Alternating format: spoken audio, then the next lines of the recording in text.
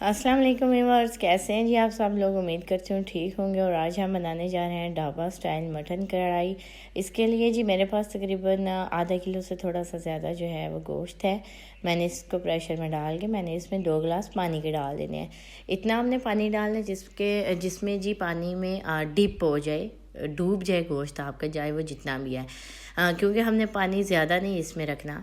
हमने इसमें सिर्फ नमक का इस्तेमाल करना है। आधा चम्मच के करीब मैंने इसको नमक डाल के इसको जो है गलने के लिए रख देना है। लेकिन इससे पहले हम इसमें डालेंगे आधे पीस मैंने किया हुआ है। ये देखें, आधा कटा हुआ टमाटर देखें, मैंने इसमें तकरीबन 3 पाव के करीब टमाटर ले लिए। 3 पाव के करीब ही गोश्त था और 3 पाव के करीब ही मैंने इसमें टमाटर ले देने हैं। और आपने इस तरह से इसको एडजस्ट करके सारे गोश्त के ऊपर रखना है ताकि इनके नीचे वाली साइड जो है वो गोश्त के ऊपर आए और ऊपर वाली ऊपर की तरफ हो। और आपने इसको 15 से 20 मिनट के लिए रख देना है जी गलने के लिए। प्रेशर में मैं इसलिए रखती हूँ जी ताकि जल्दी से हमारी हंडिया जो है वो बन जाती है और टाइम ही नहीं इतना ज़्यादा लगता और अच्छी तरह से गल भी जाती है। 15 से 20 मिनट के बाद मैं आपको दिखाती हूँ जी। ये देख सकते हैं आप टमाटर कितने अच्छी तरह से गल चुके हैं। हमने क्या करना है, इनके छिलके जो हैं वो अलहदा कर लेने हैं। कोई भी चिमटे की मदद से आपने जो है वो देखिए, पानी बिल्कुल इसमें थोड़ा सा रह गया है। देख सकते हैं आप, इसमें जो इसका सूप बन गया है इतना ज़बरदस्त कलर का, वो थोड़ा सा ही रह गया है। आपने सारे टमाटरों के छिलके अलहदा कर लेना है क्योंकि जो हम आज कढ़ाई बनाएंगे वो बिल्कुल ढाबा स्टाइल, जिस तरह के आप रेस्टोरेंट से खाते हैं, किसी भी बाज़ारी होटल से खाते हैं, उससे भी ज़्यादा मज़े की बनेगी। इस कढ़ाई में मैंने सरसों का तेल यूज़ किया है आधे कप के करीब। अगर आप कोई भी कुकिंग ऑयल इस्तेमाल करना चाहते हैं तो कर सकते हैं।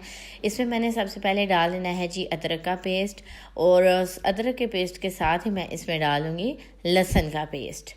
ये देख सकते हैं, लहसुन का पेस्ट और अदरक का पेस्ट जो है हमने इसको करना है फ्राई।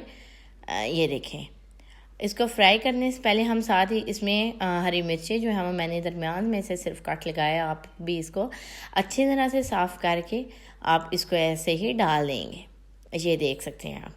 आपने इसको 10 से मिनट तक फ्राई करना है ताकि इसका जो कलर है वो चेंज हो जाए। और ये देख सकते हैं तो हाँ, मिर्चों का कलर भी थोड़ा सा चेंज हो गया है। और जी लहसुन और अदरक जो हमने डाले थे फ्राई करने के लिए उनका भी। साथ ही बिस्मिल्लाहिर्रहमानिर्रहीम हम इसमें डाल देंगे जी सुरख मिर्चें, और जी हम इसमें डाल देंगे हल्दी पाउडर। और नमक का इस्तेमाल मैं इसमें नहीं कर रही क्योंकि मैंने इसमें पहले नमक इस्तेमाल कर लिया था। आप इसको दोबारा चेक करके देख सकते हैं। और हमने जो गोश्त बिस्मिल्लाहिर्रहमानिर्रहीम जो हमने गोश्त गलने के लिए रख दिया था, हमने वो एज़ इट इज़ जो है वो डाल देना है सारा। जिसमें इसमें थोड़ा सा सूप रह गया था वो भी हमने इसी में डाल देना है। मैं आपको दिखाती हूँ जी। थोड़ा सा ही सूप था इसलिए हमने इसको गोश्त के अंदर ही खुश्क करना है। इससे जो है इसकी टेस्ट बहुत अच्छा आता है क्योंकि जो इसकी बोटियाँ होती हैं, जो गोश्त होता है वो ऐसे खाने के लायक रहती हैं। अगर आप इसमें से यह नहीं अलहदा कर लेते हैं ना तो वो टेस्ट ज़्यादा अच्छा नहीं आता जिस तरह इसको आप उसके अंदर ही खुश्क करने से आता है। आपने जो टमाटर है उनको हल्का हल्का सा ऐसे हमने चम्मच से इनका पेस्ट सा बना लेना क्योंकि ये गले तो अच्छे से होंगे। ये देखें, इसमें सारी चीज़ें जो है वो अच्छी सी हो जाएंगी और इनका एक पेस्ट सा बन जाएगा। जितनी देर हम इसको भुनाई करते हैं जी, जो मेरे चैनल पर नए हैं सब्सक्राइब कर दें ताकि मेरी आने वाली हर नई वीडियो आप तक पहुंच सके। ये देखें, और जी लाइक भी कर दिया करें।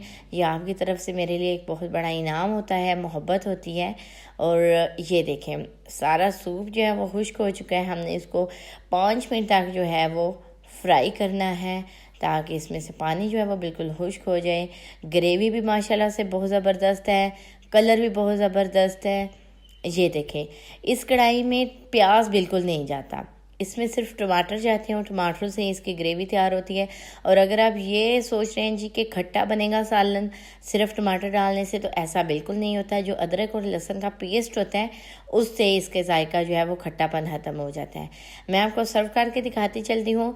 लाइक कर दें, शेयर कर दें जी। कमेंट्स में मुझे ज़रूर बता दिया करें कि आपको मेरी वीडियो जो होती हैं वो कैसी लगती हैं। ये देखें जी आप, माशाल्लाह माशाल्लाह बहुत ज़बरदस्त कलर है, बहुत ही ज़बरदस्त। और ये खाने में भी इतनी ही मज़े की कढ़ाई बनती है। घर में बना के ज़रूर ट्राई कीजिएगा। और मुझे भी कमेंट्स में ज़रूर बताइएगा। फिर मिलेंगे इंशाल्लाह एक नई वीडियो लेकर, एक नए अंदाज में। अल्लाह हाफिज़।